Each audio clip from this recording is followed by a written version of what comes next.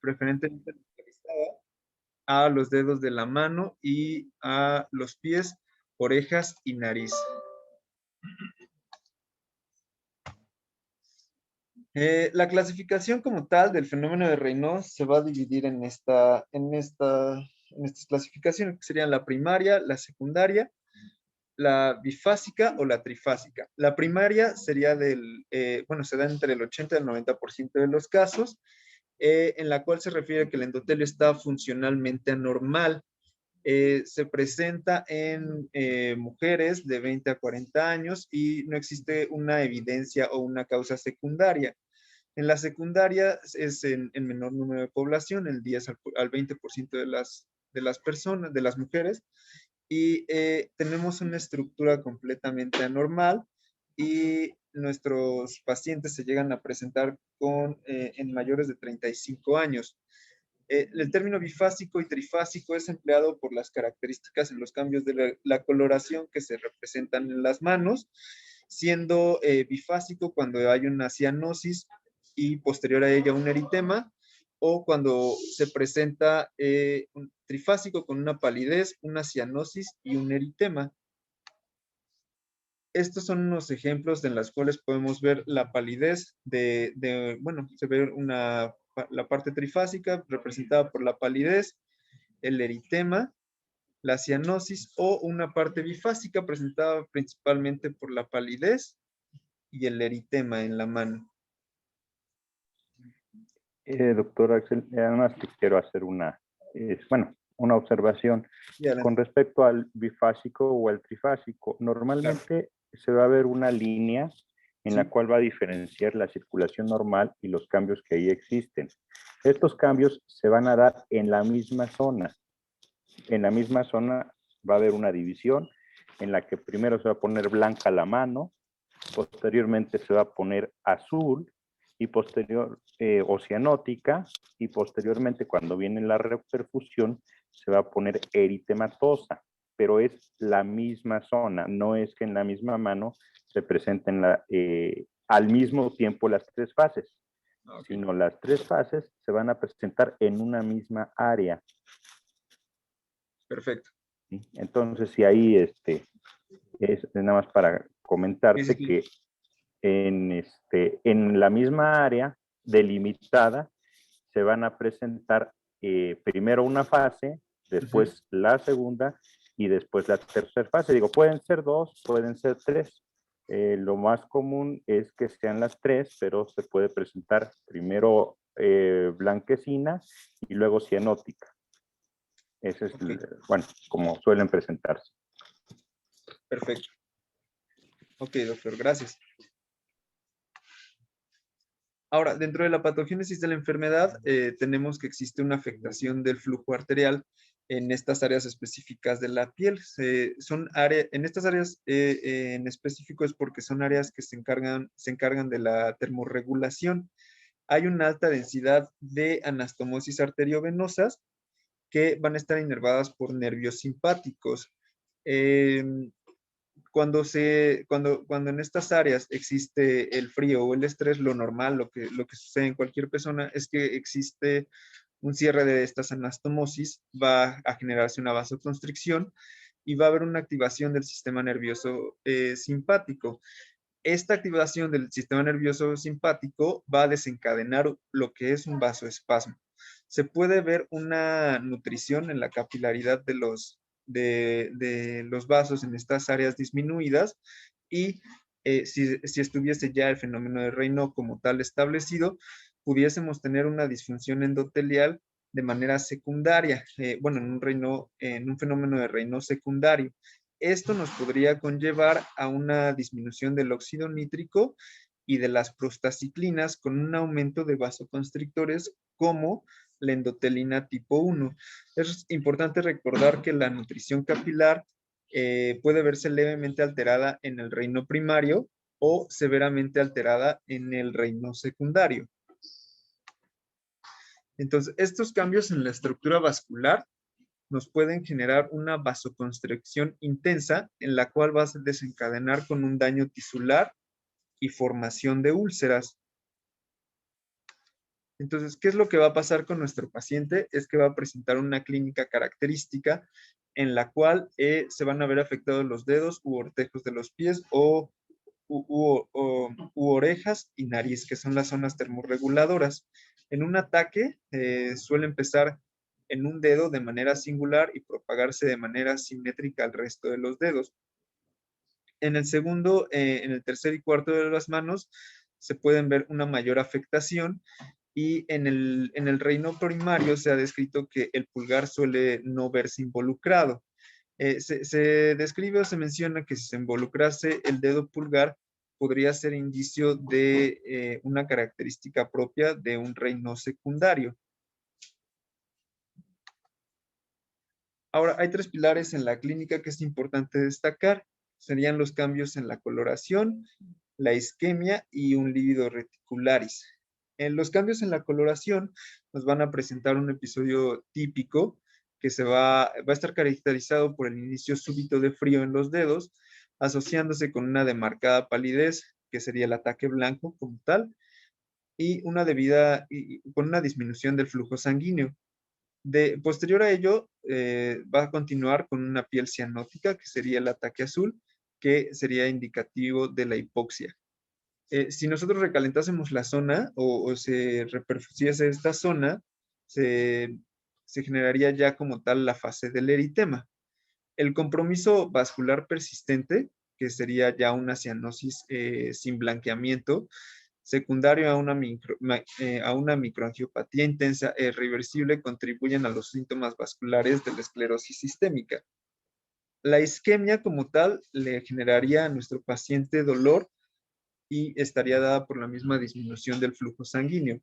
Dentro de la temporalidad, pues sería una temporalidad transitoria o prolongada, con una recuperación completa en niveles variados de daño tisular, pudiéndose producir úlceras o gangrena.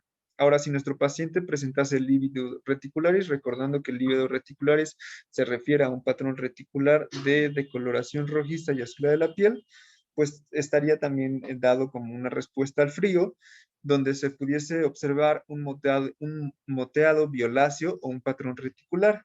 En este caso suele ser benigno y se presenta de manera reversible al recalentar la zona. Entonces, aquí tenemos algunos ejemplos característicos de lo que es el fenómeno de Raynaud.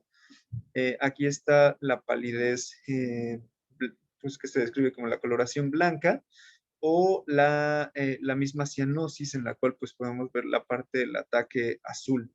En el ejemplo de aquí abajo podemos observar cómo cuando empieza a haber un aumento de la gravedad en la clínica, pues el paciente puede empezar a presentar ya un daño tisular con una formación de úlceras, pues todo esto dado por el mismo vasoespasmo. No sé si ahorita hay alguna duda o algo que guste comentar, doctor. Sí, yo creo que es importante, ya lo comentaste en la división acerca de el fenómeno de Raynaud primario y el fenómeno de Raynaud secundario. Con respecto al fenómeno de Raynaud primario, en no vas a encontrar ningún cambio como tal. El fenómeno de Raynaud como tal no te va a dar úlceras, va a ser reversible en este caso y y en el secundario, se va a presentar asociado a otras enfermedades. Probablemente lo vayas a mencionar más adelante, por eso ahorita no las menciono como tal, pero pues he ahí la importancia y los hallazgos que pudieras encontrar a la exploración. Claro. Ahora, dentro de la evaluación diagnóstica que tenemos que realizar con nuestro paciente, es importante que empecemos haciendo un diagnóstico presuntivo. Entonces, como tal, no tenemos alguna prueba oficial o la existencia de algún criterio diagnóstico que se encuentre estandarizado para el fenómeno de Raynaud, pero podemos empezar haciendo algunas preguntas de sondeo. Entonces, le podemos preguntar a nuestro paciente si sus dedos son sensibles al frío, si hay cambios de coloración al frío, si estos se vuelven pálidos, si se vuelven azules o si pasan de pálidos a azules. Y si nuestro paciente respondiese sí a las tres preguntas, podríamos realizar un diagnóstico presuntivo del fenómeno de Raynaud. No es recomendable que se induzca el evento o el ataque por la probabilidad de que esta vasoconstricción sea tan severa que pudiese dejar una secuela en nuestro paciente. Esto porque existe literatura donde hacen mención de que para hacer un diagnóstico como tal del fenómeno de Raynaud se podía meter las manos de los pacientes en cubetas con agua y hielo, y pues esto desencadenar el mismo fenómeno de Raynaud. Sin embargo, pues basándonos en la situación de no generar un daño a nuestro paciente, pues no es recomendado que nosotros indaguemos o hagamos este ataque, sino que solo realizar un pequeño screening con unas preguntas y basándonos y empezando realizando un poco bien nuestra historia clínica y dando énfasis en nuestra exploración física. Ahora, la historia clínica y la exploración física, pues la vamos a realizar y vamos a hacer un escrutinio debido para descartar un fenómeno de Raynaud secundario. Ahora, las bases del diagnóstico, pues sí tienen que ser a través de esto. En la historia clínica, pues tenemos que hacer algunas preguntas como desde cuándo inicia con los cambios de coloración, qué dedos están involucrados, si existe simetría y severidad en los ataques, si nuestro paciente tuvo antecedentes de alguna amputación de algún ortejo o de algún dedo, y en nuestra exploración física observar áreas de daño tisular en los dedos, buscando determinadamente en la piel de las orejas, nariz, cara, rodillas, pezones, que son zonas termorreguladoras, y tener especial atención en los pulsos periféricos. En el interrogatorio por aparatos y sistemas es importante recalcar alteraciones musculoesqueléticas y cardiopulmonares que pudiesen orientar a enfermedades reumáticas y nos llevasen a un fenómeno de Raynaud secundario. Otros datos que nos pueden orientar hacia un fenómeno de Raynaud secundario es que nuestro paciente tenga fiebres, artralgias, mialgias, que presente disfagia, reflujo, engrosamiento de la piel. Es importante hacer un énfasis en exposiciones y agravantes, preguntarle a nuestro paciente si está por alguna situación laboral expuesto al frío, si está expuesto a vibraciones excesivas, como sucede con estos trabajadores de la industria de la construcción, que están con el famoso martillo de Jack, que genera muchas oscilaciones para poder romper el concreto, pues esto pudiese también desatar un fenómeno de Raynaud por el trauma repetitivo que se genera por las ondas de la vibración, o el trauma que se puede hacer en pacientes que sean herreros o carpinteros, o el mismo trabajo de oficina por un síndrome de túnel carpiano, pues nos podría desatar un fenómeno de Raynaud. Ahora existen también toxinas relacionadas con esto, que podría ser el cisplatino, la bleomicina, nicotina o anfetaminas. Ahora, para la evaluación diagnóstica, podemos usar un brazo diagnóstico que sería nuestra microscopía capilar del pliegue ungueal, que nos va a ayudar a distinguir el Raynaud primario del secundario. Suele ser empleado por el dermatólogo o el reumatólogo, y vamos a encontrar la formación de bucles agrandados o distorsionados que sugieren una enfermedad reumatológica de base cuando es por el Raynaud secundario. Si existiese un agrandamiento de estos capilares, pues podríamos estar asociando al mismo fenómeno de Raynaud secundario, que también veríamos una pérdida de los mismos capilares. Cuando pasa esto es común que nuestro paciente o que nos oriente hacia una esclerosis sistémica.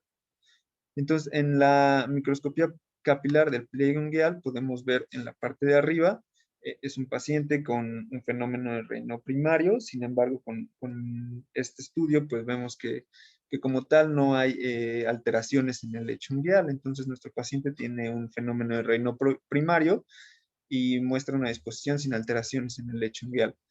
En cambio, abajo en nuestro paciente que también tiene un fenómeno de Raynaud, pero es secundario, pues vemos pérdida en el número de los capilares, y esto es altamente específico de un fenómeno de Raynaud secundario. Entonces vemos como algo que se conoce como desertificación, que es como pues, la pérdida completa de estos capilares, o sea, un desierto de donde antes había capilares, ahora ya no hay, del lecho ungueal. Entonces, de igual forma, este es otro ejemplo de una capilaroscopía en la parte de arriba normal y en la parte de abajo pues tenemos los lechos con formación de bucles, disminución de la cantidad de los lechos ungueales o el mismo engrosamiento de los lechos ungueales. Si pudieras pasar tu imagen previa, la de la capilaroscopía, ¿Esta?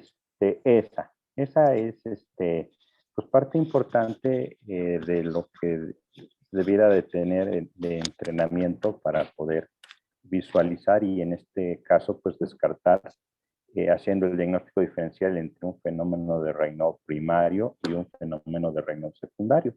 Efectivamente, como lo comentas en el primario, los capilares van a ser normales, van a presentar en forma apilada uno tras otro y van a ser delgaditos. Para hacer la capilaroscopia, pues esta se hace en el borde ungueal de la uña. Hay videocapilaroscopios que son aparatos pues ya más avanzados, pero también se puede hacer con lentes objetivos del mismo, similares a los del microscopio, que se llaman así capilaroscopios. Se pone una gotita de aceite de inmersión y posteriormente se acerca el lente para poder hacer la visualización. Comentaban en el internet que ahora con los nuevos aparatos, las cámaras de los teléfonos inteligentes se podría realizar. La verdad es que quise hacer el experimento, pero no lo pude realizar.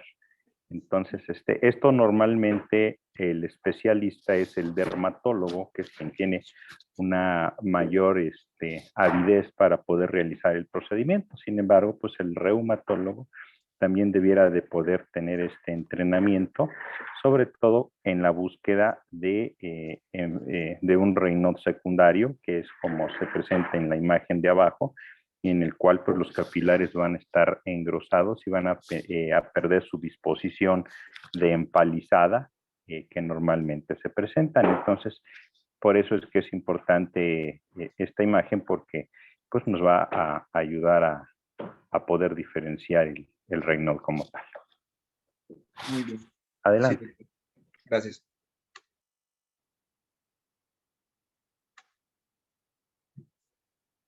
Entonces, dentro de la evaluación diagnóstica, algunas otras herramientas que podemos emplear, sin embargo, se encuentran limitadas para el diagnóstico por el costo o el alcance que pudiesen tener, pues podría ser la termografía, la angiografía, el Doppler láser, la medición local y directa de la temperatura de la piel. Suelen encontrarse en centros especializados y suelen ser empleados con fines de investigación. Sin embargo, pues son útiles para conocer y estudiar el fenómeno de Raynaud, pero no van a predecir una respuesta a un tratamiento o a la severidad de la entidad en situaciones ambulatorias. Entonces, podemos emplearlos, sin embargo, no cambiaría la manera en que pudiésemos tratar a nuestro paciente y pues por el costo-beneficio no son tan empleadas. Entonces, aquí tenemos un ejemplo de lo que es la termografía. En la parte de arriba, salud, en la parte de arriba se ve, es la misma imagen de una capilaroscopía del lado derecho, del lado izquierdo tenemos la termografía, en la parte de arriba vemos lo que sería un Raynaud primario, y en la parte de abajo veríamos lo que es un Raynaud secundario, igual con la misma desertificación y pérdida de los capilares, y puede verse como hay una disminución clara o una isquemia muy representativa en la parte de los dedos. Ahora, para distinguir un fenómeno Raynaud primario y uno secundario, pues en el secundario hay que hacer énfasis en la historia clínica, en la exploración física, en la microscopía capilar, que nos pudiesen sugerir una causa secundaria. Hay que tener en cuenta algunas otras banderas rojas, como en hombres mayores a 40 años, que sean eventos muy dolorosos, que se estén generando ulceraciones, o que tengamos laboratorios que sugieran algunas alteraciones autoinmunes. En cambio, en el reino primario, pues serían todos aquellos pacientes que no cumplan con este sondeo y que en la misma historia clínica y exploración física nos esté arrojando una entidad benigna. Si los mismos antecedentes nos sugieren una enfermedad autoinmune, podemos prescindir de la misma microscopía capilar y pensar directamente en un reino secundario. Algunos pacientes suelen presentar ANAS, pero no en una cantidad que fuera alarmante o diagnóstica de una entidad autoinmunitaria. Entonces, pensemos que en un reino secundario pudiésemos tener bueno, puede estar integrado dentro de alguna de estas enfermedades, como sería la esclerosis sistémica, la enfermedad múltiple del tejido conectivo, el lupus eritematoso sistémico, dermatomiositis, polimiositis, el síndrome de Sjögren, cuando se emplea el cisplatino o bleomicina, crioglobulinemia, pacientes que empleen o que tengan algún trastorno de consumo de sustancias asociado por el consumo de anfetaminas o metanfetaminas, o en situaciones ocupacionales por el síndrome del túnel del carpo o las mismas vibraciones oscilantes que esté presentando un paciente que esté desarrollando en trabajos de construcción, como el martillo de Jack. Entonces, ¿qué es lo que hay que hacer ante un reino secundario? Pues hacemos nuestra batería de laboratorios ante la sospecha, con una biometría hemática, una química sanguínea, buscar realizar un nego con sedimento, buscar anticuerpos antinucleares, descartar alguna situación tiroidea, buscar marcadores de inflamación como BSG y PCR. También pudiésemos, bueno, si hay algunos datos que pudiesen orientarnos a que nuestro paciente tuviera el reino secundario en la exploración física, que nuestro paciente esté con esclerodactilia, que presente las úlceras digitales, y esto pues podríamos pensar en sacar anticuerpos antitopoisomerasa o anticentrómero. Si nuestro paciente tuviese la sospecha de algún tipo de miopatía, pues solicitar algún anticuerpo específico de miositis, como el anti-Ho1, o en caso de que nuestro paciente nos orientase a un lupus eritematoso sistémico, solicitar complemento. Ahora, para el diagnóstico diferencial, es muy importante que sepamos que no todo tiene que ver con situaciones de tipo autoinmune, y relacionado también con otras situaciones como sensibilidad excesiva al frío, en el cual nuestro paciente nos pudiese reportar solo cambios en la coloración de la piel, algún tipo de neuropatía periférica, en la cual puede haber una intolerancia al frío, que haya disestesias y cambios en la coloración de manos y pies. Y la diferencia con el fenómeno de Raynaud es que estos pacientes también presentan alteraciones sensoriales en la propiocepción, en el tacto grueso y en el tacto fino. O el pernio, que es una condición inflamatoria de tipo cutánea, en la cual se desarrolla eritema y edema por exposición al frío en áreas involucradas al fenómeno de Raynaud, pero a diferencia del fenómeno de Raynaud, aquí encontraremos algunas otras lesiones dermatológicas como pápulas, placas y lesiones nodulares. Existe un síndrome dentro de la literatura o el registro, un síndrome raro, que es el síndrome de Achenbach, en el cual vemos un hematoma paroxístico de un solo dedo, y el paciente nos refiere a una inflamación aguda y dolorosa, como un equimosis-like, de un solo dedo u ortejo. Estos cambios en la coloración suelen respetar la falange distal del dedo, y el curso de esta entidad se reporta de manera benigno y sin secuelas. Algunas otras entidades, puede ser la eritromelalgia, hay una ruborización exagerada en la piel que puede imitar la fase de recuperación en el fenómeno de Raynaud, que en contraste con el fenómeno de Raynaud, el ataque se va a generar por calor y pudiese mejorar con el frío. Como en el fenómeno de Raynaud, que es el ataque se genera por frío y mejora con el calor. O un síndrome vascular acral paraneoplásico, que es una enfermedad vascular muy rara, que pues está asociada con malignidad, pero puede presentar también un fenómeno de Raynaud. Ahora, en el tratamiento es importante fijar ciertas bases y que nuestro paciente entienda algunas situaciones que le pueden desencadenar el mismo fenómeno.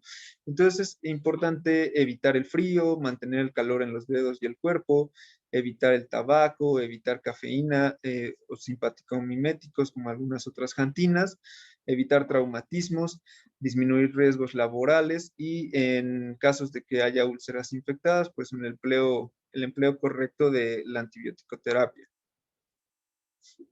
Los tratamientos o los objetivos que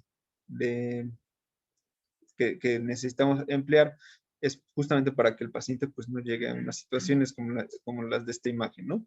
Y mejorar la calidad de vida del paciente, previniendo la pérdida del tejido y las ulceraciones. Entonces, pues en esta imagen pues ya vemos cómo el paciente se encuentra bastante afectado con pues ya se ven un poco necrosadas esos dedos.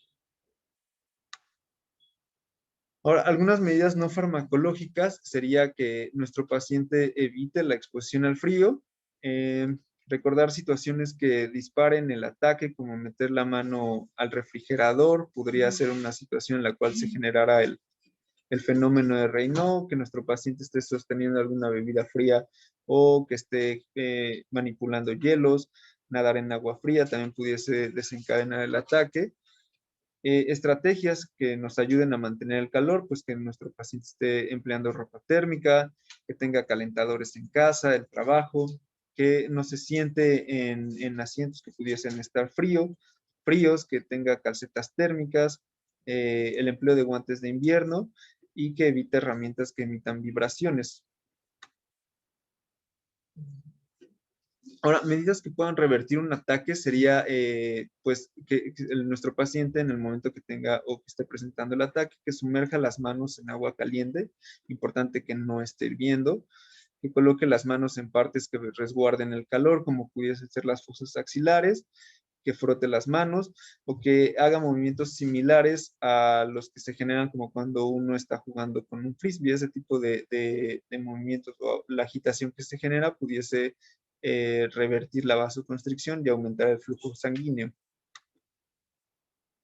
Comentar con el paciente los medicamentos que debe evitar. Es importante que se eviten los descongestionantes nasales que contengan pseudoefedrina, pues evitar el empleo de anfetaminas, fenterminas, hierbas que contengan efedra, medicamentos para el tratamiento del TDA como el metilfenidato o la dextroanfetamina, medicamentos empleados para la migraña como el sumatriptán o ergotamina. Esto porque nuestro paciente pudiese estarlos tomando de manera generalizada sin conocer el riesgo que esto genera para él.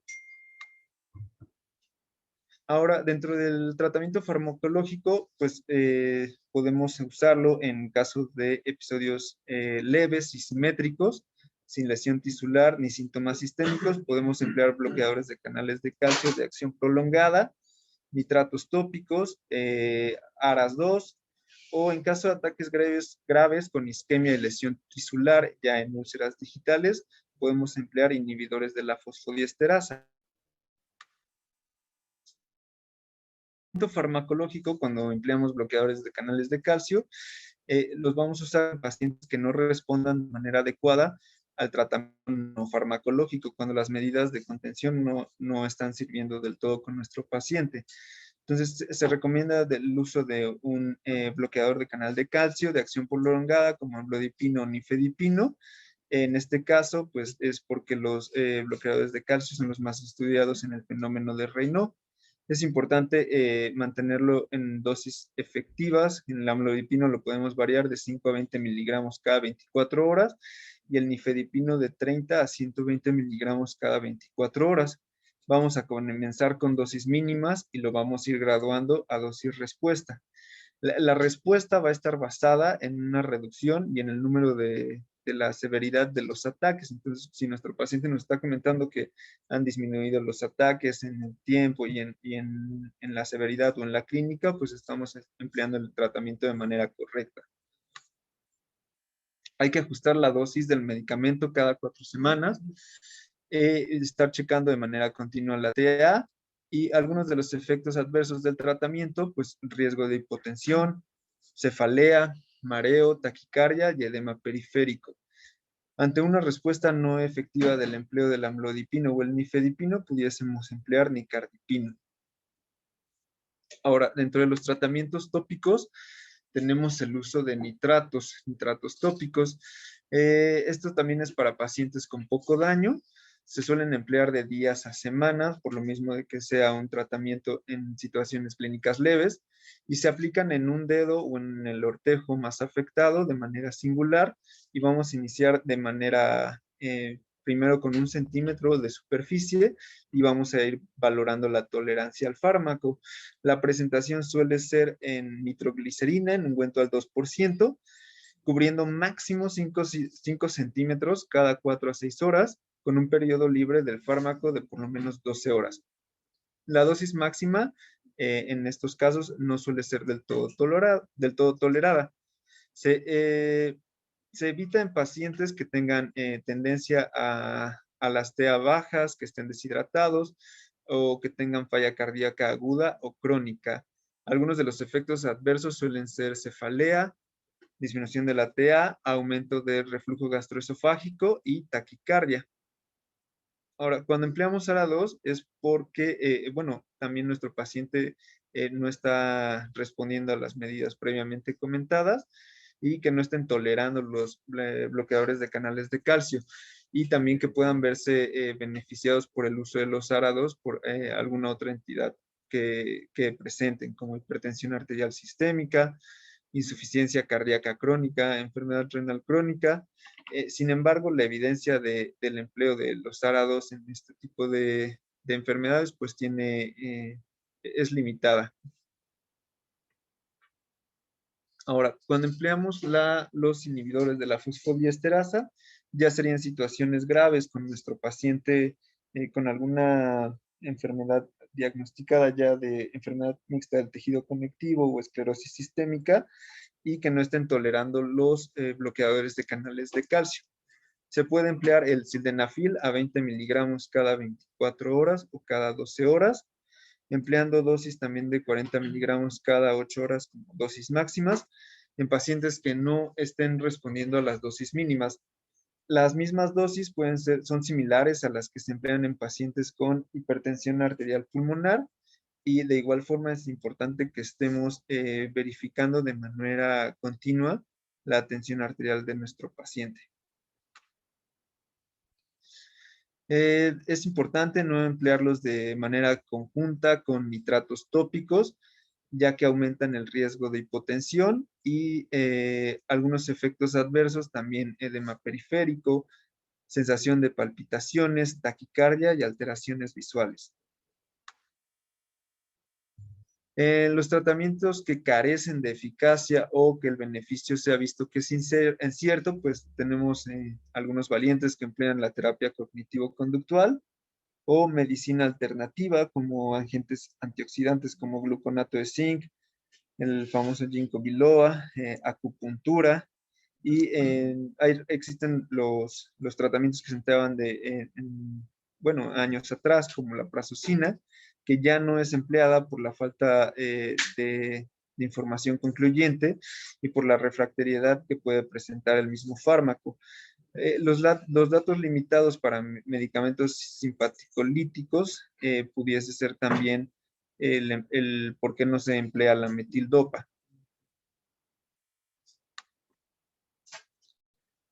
Ahora, dentro del pronóstico para estos pacientes, pues tenemos que el fenómeno de Raynaud en general suele ser una condición benigna, que 1/3 de los pacientes pueden mejorar o pueden desaparecer con el tiempo el fenómeno de Raynaud. El tiempo que se ha registrado en algunos casos ha sido de 7 a 14 años, y la funcionalidad y la calidad de vida es la que se suele ver más afectada en estos pacientes, particularmente en individuos que de manera laboral se ven afectados por el frío. Algunos pacientes con el fenómeno de Raynaud, pues fenómeno de Raynaud secundario, suelen tener un pronóstico un tanto más sombrío.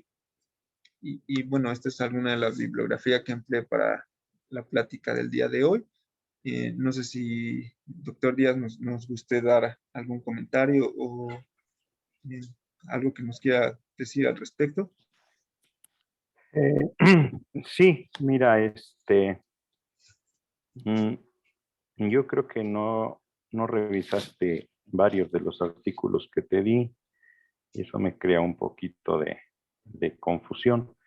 Eh, sí es bien cierto que cuando tú tienes un paciente con fenómeno de Raynaud, lo primero que necesitas es comentarle al paciente, pues cuál va a ser su pronóstico, ¿no? Ya sabemos que un fenómeno de Raynaud primario, en teoría, es benigno, pero ya cuando entras a las causas secundarias, y que yo creo que fue algo que le faltó un poquito en el enfoque a tu plática, es que hasta el 90% del fenómeno de Raynaud va a estar presente en otra enfermedad que se llama esclerodermia.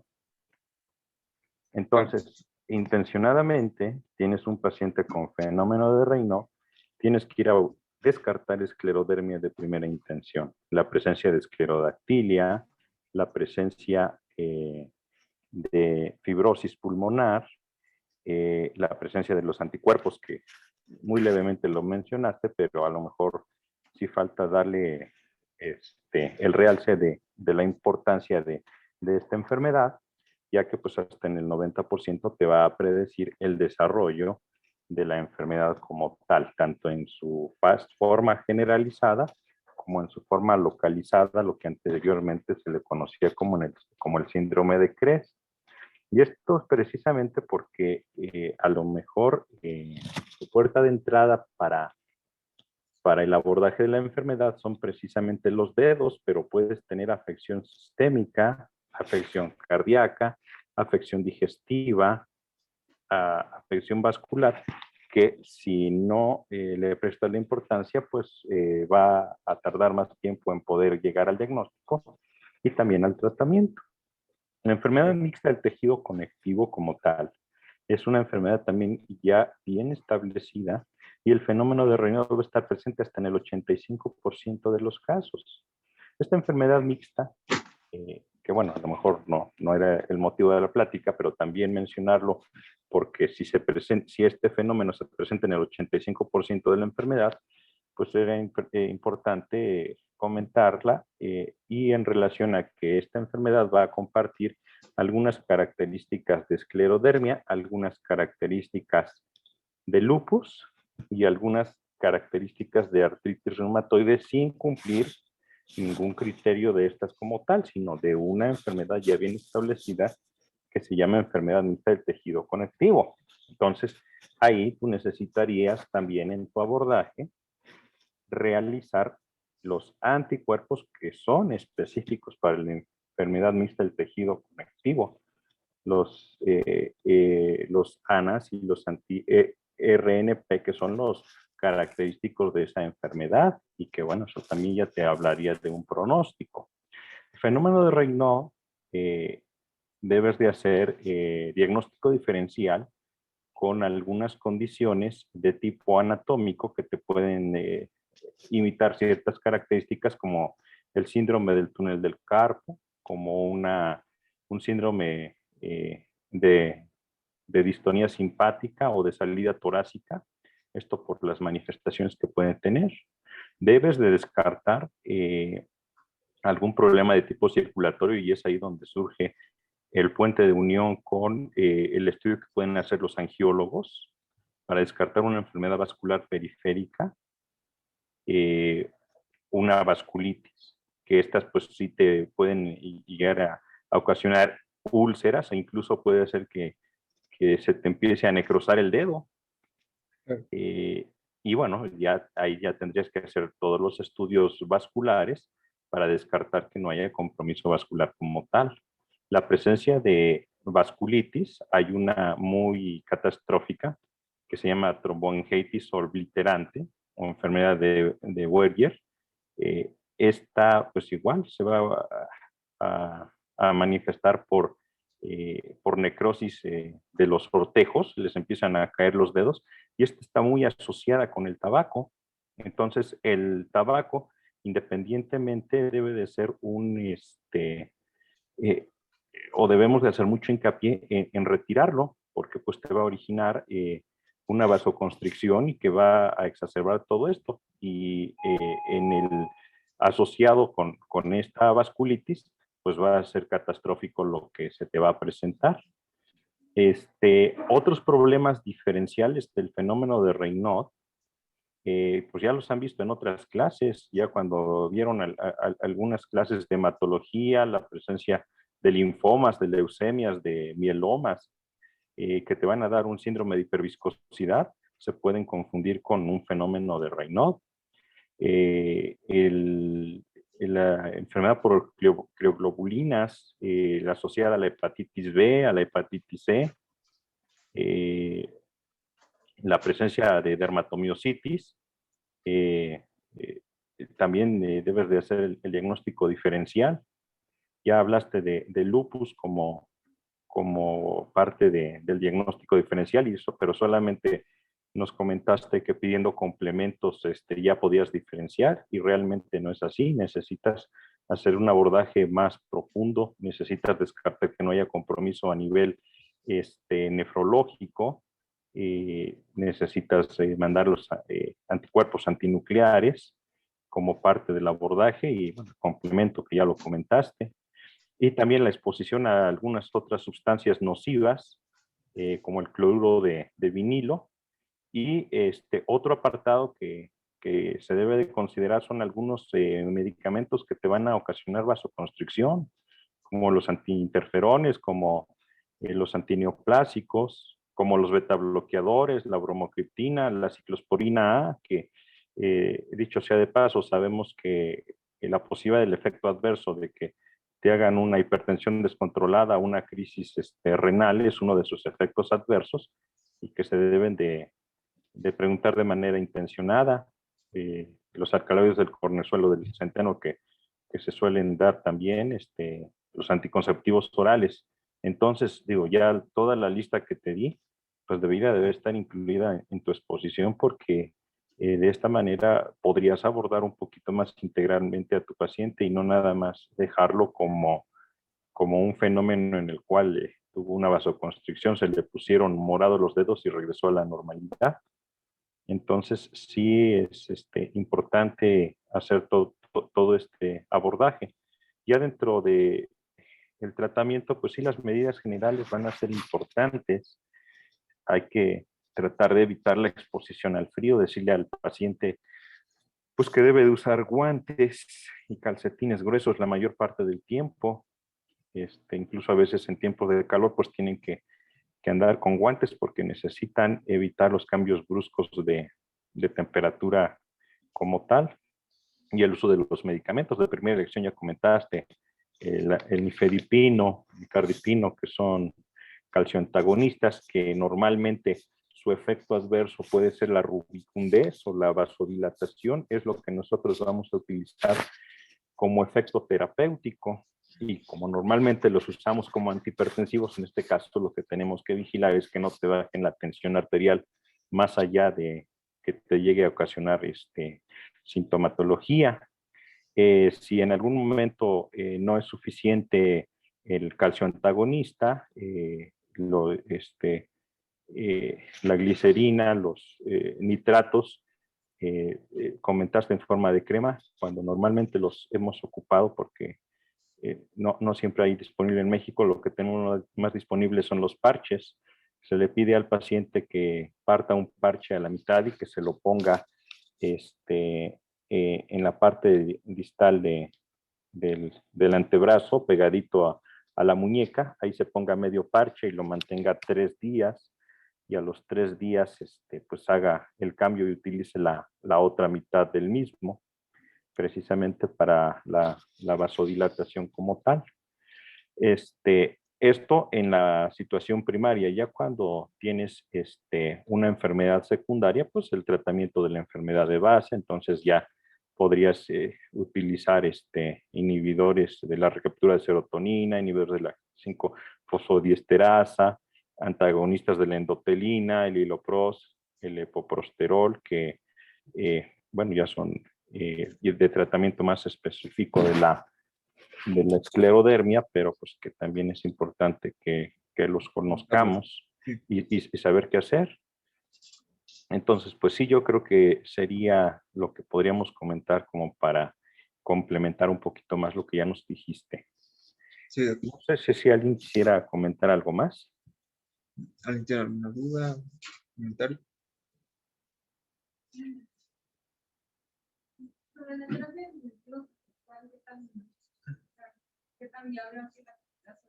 Ya, comentan aquí en clase lo de la terapia cognitivo-conductual. Lo que encontré aquí en tratamientos que carecían de eficacia o que tenían un beneficio incierto, justamente pues había una mención de la terapia cognitivo-conductual, pero pues al final del día que estemos manejando de manera psicológicamente a nuestro paciente, a pesar de que disminuya la cantidad de estrés, pues si nuestro paciente sigue con una exposición, por ejemplo, trabajando, que esté todavía con exposiciones al frío, que no estemos dando un abordaje directo a la causa, pues no va a generar algún cambio. No sé si usted haya escuchado algo al respecto de esto, doctor. No, la terapia cognitivo-conductual era de las clases previas, ¿no? De, este,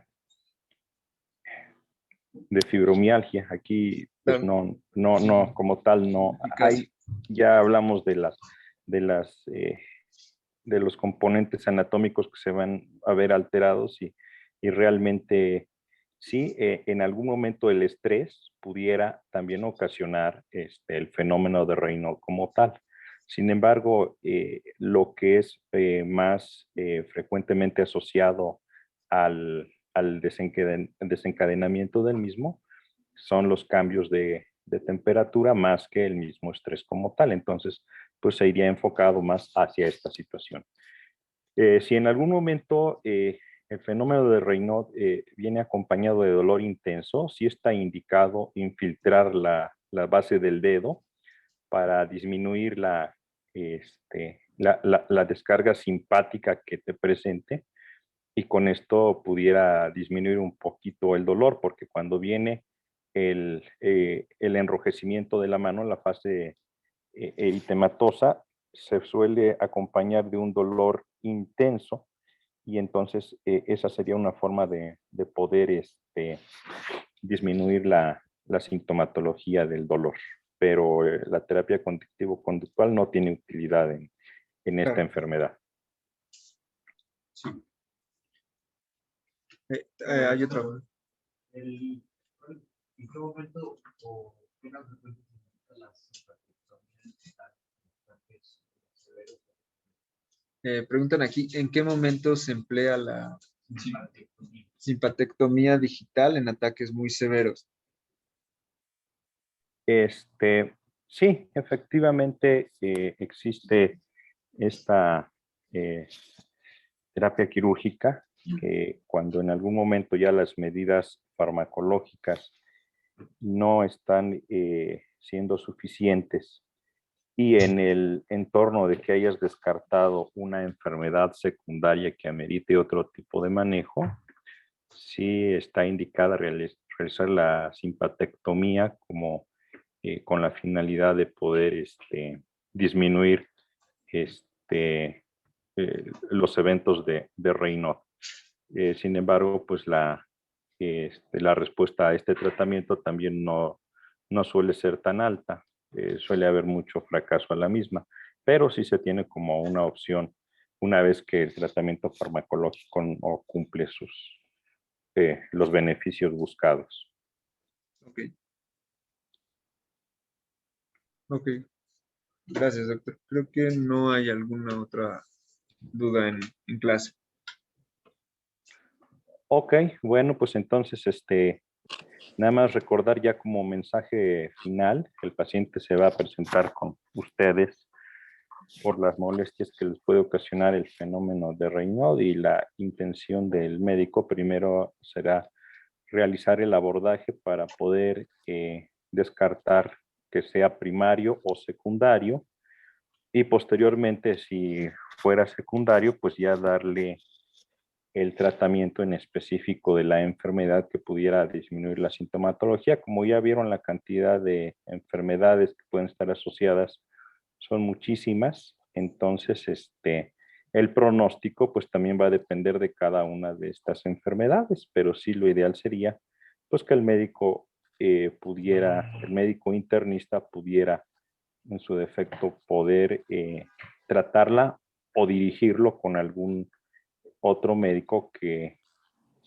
si no fuera de su campo como tal. Ya vimos la estrecha relación con las enfermedades reumatológicas, con la esclerodermia, con la enfermedad mixta del tejido conectivo, pero también no pasar por hecho las otras posibilidades, la posibilidad de vasculitis, la posibilidad de crioglobulinemia, de manifestaciones crónicas de hepatitis B, de hepatitis C, o de algunas enfermedades hematológicas, o en su caso también, pues la interconsulta al angiólogo para descartar un proceso vascular mayor que requiriera otro tipo de abordaje para poder tener la resolución del mismo. Entonces, pues, a lo mejor es un poquitito más complejo, pero lo importante es que tratemos de visualizar todo el panorama para poder ofrecer lo mejor al paciente. Pues, si no hubiera más que agregar, hasta aquí es el módulo de reumatología de este primer año. Solamente fueron 5 temas. La verdad es que me hubiera gustado que hubieran sido más porque pues la reumatología es la más bonita de las subespecialidades de la medicina interna y eso es lo que yo les quería transmitir. Finalmente cada uno de los médicos que han estado aquí pues han tratado de dar lo mejor de sí y si posteriormente se genera alguna duda acerca de estos otros temas, pues ahí estamos a su disposición para hacer más grandes las dudas. Les agradezco mucho, le agradezco mucho la invitación también al doctor Montiel para poder estar en estas clases con ustedes y pues ahí le hago llegar al doctor Montiel las preguntas para su examen para que estudien mucho. Gracias, doctor. Gracias y que tengan un excelente día. Gracias, Máster. Oye, posiblemente más adelante tengamos algunas clases extras y habría algunos temas que se podrían abordar y yo había pensado que quizá pudiéramos abordar lupus. Más adelante hablo de finales de octubre, noviembre, diciembre. ¿Sale? Sí, Montiel, ahora sí que tú nada más avísame con un poquito de tiempo y el tema que se necesite. Ya estás. Gracias. Órale, adiós, Abrazo, que tengan un buen día.